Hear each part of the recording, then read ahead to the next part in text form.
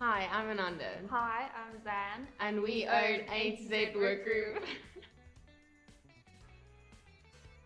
So yeah, I think I'll take you back to before A to Z Workroom and how we came to be.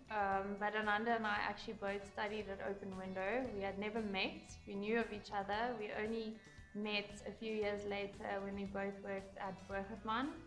Yeah, we worked there for 2 years together. I was actually her senior. Yeah, a senior. And then we decided to join forces and create A to Z Workroom. In 2019, yeah, and the name, A to Z actually obviously incorporates both our names, Ananda and Zan, and from the get-go, our goal was to have a creative studio which is very versatile, and we don't limit our skills or the type of projects we do. Literally everything from A to Z. It's a big jump. I think it's doable. It is definitely doable. Yeah. I think it's just because it's so fast-paced in the beginning, so everything that you've learned is squeezed into this small time frame, and now you're using what you've learned, incorporating like new technologies and new methods and all of this new information. But it's definitely like a learning process, but you quickly get the hang of it. Yeah, it very quickly becomes second nature. I would say my number one hobby is running. I'm a long distance runner. Hopefully we'll be running a marathon soon. Very soon. She's very good. Over the weekends I enjoy taking part in races and working in long runs. Yeah, I enjoy wine sessions with my friends. Wine is also a hobby. Definitely. And then the occasional tennis. I play tennis once a week, but just for fun with friends.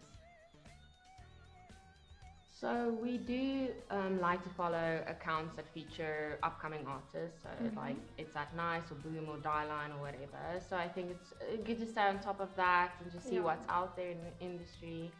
And also, we inspire each other. We inspire each other to, better our skills, work harder. I think that's the main source of inspiration for us. And also designers like Stefan Stagmeister and Jessica Walsh. And also we're very fortunate to know a lot of fellow creatives in the industry, which is also a primary source of inspiration.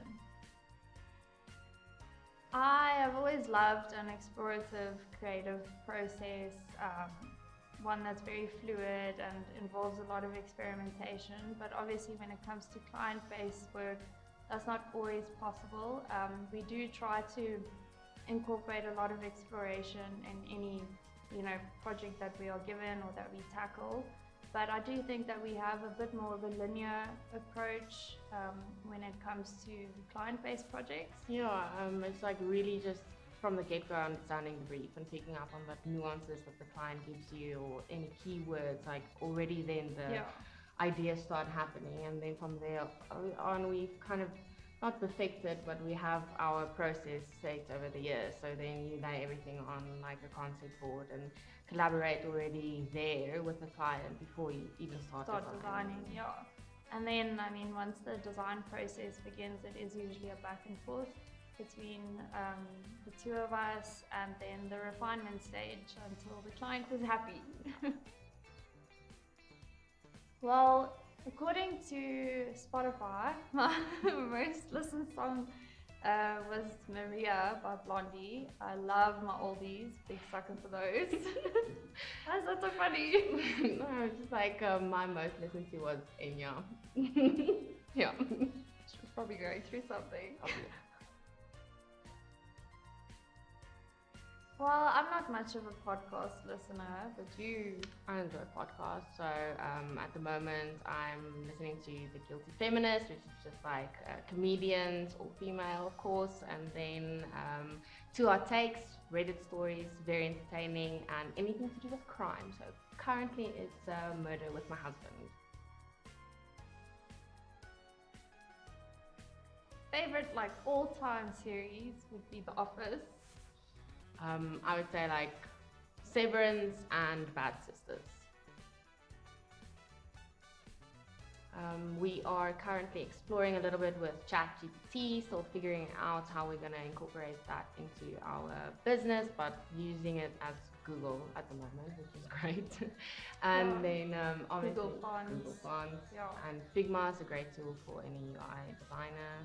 And Milanote. Yeah, we use Milanote at the start of every project during our concept development phase. It's a really great platform just to get everything out of your head and onto a thing. Yes. Ooh. Well, ice cream is the way to my heart, but I would say I'm a big sucker for peanut chuckles, the ones from Woolworths in the yellow pack, or chocolate coated chickpeas. Chocolate. Just actually give me chocolate. Coffee, just coffee. I am a coffee drinker. A snack. A phone. A pen. Lip ice. And earphones. My phone too.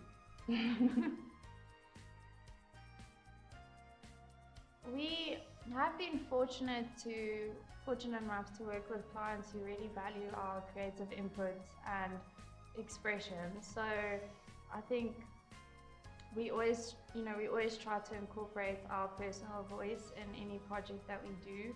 But because we are quite versatile with our level of skills and style, it is usually quite easy to adapt to a client brief. Yeah, but I think it's like you said, like the trust between us and the client, that they like actually, value our input, doesn't make us feel like our voice is being restricted or that we can't express ourselves. And then also personal projects, definitely.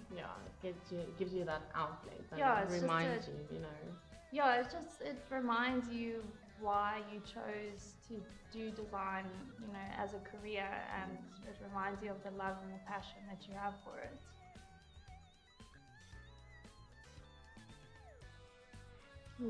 I would be a criminal pathologist. I can see that. I think, definitely a botanist or a doctor.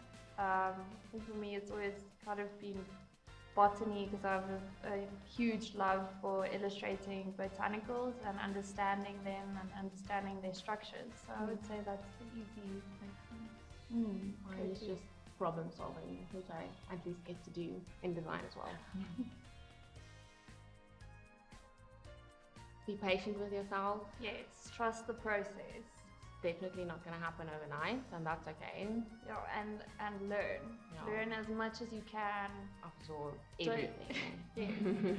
Don't be afraid to, learn a new skill or a new medium or a new program and make mistakes. Fail hard, but just get back up again. And enjoy it.